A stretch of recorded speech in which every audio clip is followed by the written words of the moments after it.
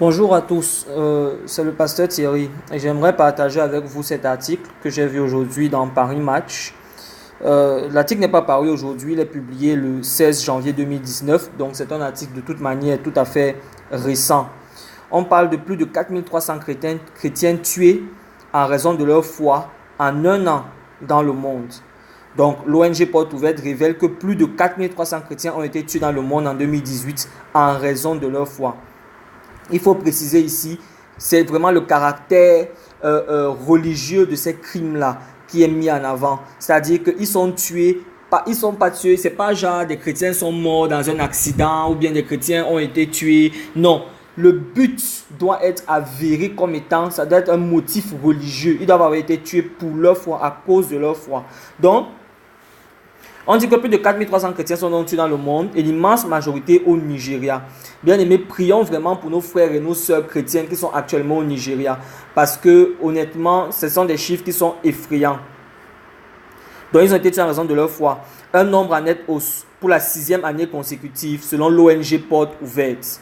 Le nombre de chrétiens tués est passé de 3066 à 4305 entre novembre 2017 et octobre 2018, soit une hausse de 40%, affirme cette organisation protestante qui publie son index 2019 des 50 pays où les chrétiens sont le plus persécutés. Donc bien aimé, nous lisons la parole de Dieu. Nous voyons dans la parole de Dieu que les chrétiens ont été persécutés à cause de leur foi. On voit ça dans la parole. Et généralement, nous qui sommes dans des pays où nous sommes pas vraiment persécutés en réalité, nous ne nous rendons pas compte de la réalité de cela. Mais nous avons des personnes dans le monde, dans plusieurs pays dans ce monde-ci, qui lorsque elles écoutent, lorsqu'elles lisent la parole et qu'elles voient la persécution des premiers chrétiens, elles peuvent s'identifier à cela. Pourquoi? Parce que, bien aimés, elles vivent cela au quotidien. Nous devons bénir le Seigneur, nous qui sommes dans des pays où on n'est pas trop persécutés. Et nous devons éviter, je vous le dis, nous devons éviter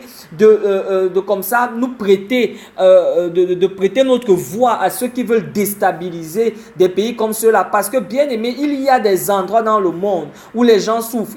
Il y a quelqu'un un jour qui a posté sur les réseaux sociaux, il a dit que est-ce qu'il y a un pays, moi par exemple je viens du Cameroun, il a posté est-ce qu'il y a un pays pire que le Cameroun dans ce monde. Bien aimé, on dit qu'il y a 50 pays où les chrétiens sont persécutés et bien aimé, je ne peux pas penser que le Cameroun est parmi les 10 premiers pays parce que honnêtement, combien de personnes que tu connais, toi qui es Camerounais qui m'écoutes, combien de personnes tu connais ont été tuées parce qu'ils sont chrétiens.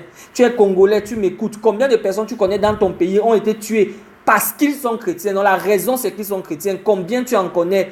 Alors que bien aimé, il y a des pays où c'est monnaie courante. Donc vraiment, prions pour nos frères et bénissons le Seigneur pour notre sort. Car nous n'avons pas mérité d'être dans ce pays. Nous n'avons pas passé un concours pour être dans ce pays. En réalité, nous sommes là. Si nous sommes là où nous sommes, c'est parce que le Seigneur nous a bénis. Donc, dans ce pays, je continue la lecture, dans ce pays, les chrétiens font face à une double menace. Le groupe djihadiste Boko Haram et les éleveurs Peul, note l'ONG.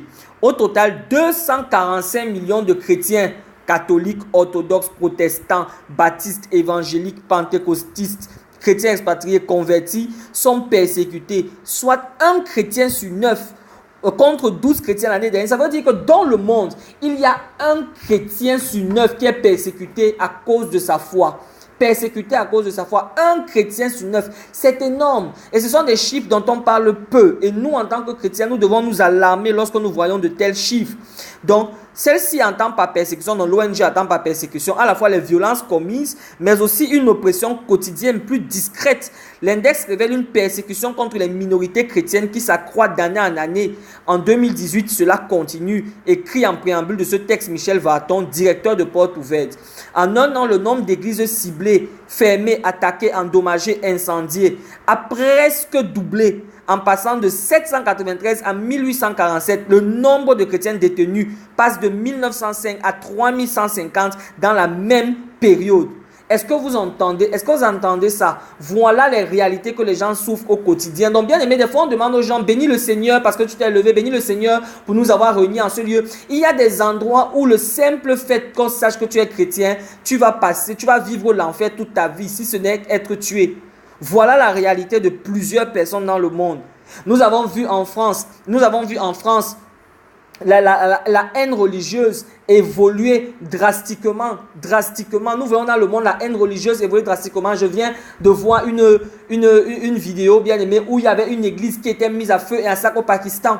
On a vu en France des églises qui sont comme ça, souillées.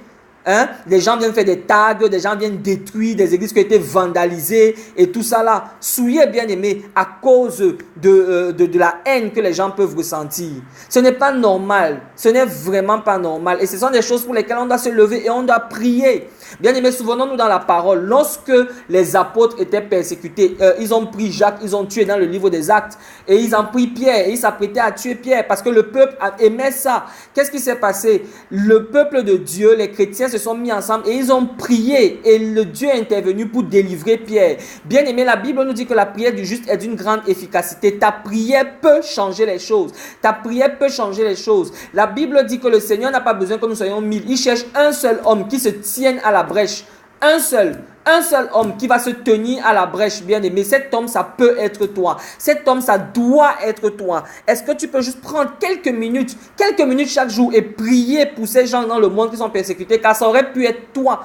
Ça aurait pu être toi. Et demain, après-demain, vous savez, les choses changent dans les pays, les gouvernements changent. Vous pouvez tomber sur un gouvernement qui, lui, est contre votre foi. Qu'est-ce que vous ferez à ce moment-là? À ce moment-là, vous voudrez vraiment que d'autres personnes prient pour vous. Alors faites-le aujourd'hui pour ces gens dans le monde qui souffrent à cause de certains gouvernements. La Corée du Nord, je continue la lecture, figure à nouveau, comme les années précédentes, en tête de ce classement annuel. Même s'il n'est pas possible de connaître, faute de données fiables, le nombre de morts dans ce pays. L'ONG relève pour autant que des dizaines de milliers de chrétiens y sont enfermés dans des camps de travaux forcés. Suivent l'Afghanistan, la Somalie, la Libye, le Pakistan, le Soudan, l'Érythrée, le Yémen, l'Iran, l'Inde, la Syrie. Porte ouverte, partenaire Open Doors International, qui agit dans 60 pays, prévient que ces chiffres ne concernent que les assassinats prouvés de manière certaine sur la foi d'informations recoupées émanant du terrain, de la presse et d'Internet sont en dessous de la réalité. Donc, c'est-à-dire que quand on parle de ces morts-là, quand on parle de ces gens qui sont tués dans le monde, on parle de ces milliers de chrétiens qui sont tués par le monde dans le monde à cause de leur foi. On dit, et quand on pense à la persécution, on dit que là, on parle vraiment d'assassinats qui sont prouvés, avérés comme étant de confession, comme étant des assassinats d'origine confessionnelle, tués à cause de ta foi.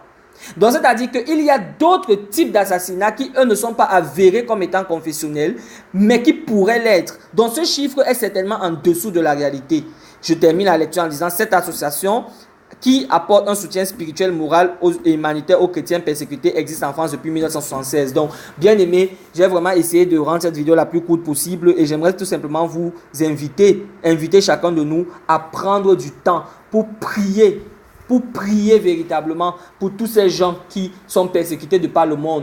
Et c'est pas parce qu'à un niveau national, peut-être, dans ton pays, les gens ne sont pas persécutés, mais il y a des persécutions, comme on l'a dit dans cet article, qui sont beaucoup plus subtiles.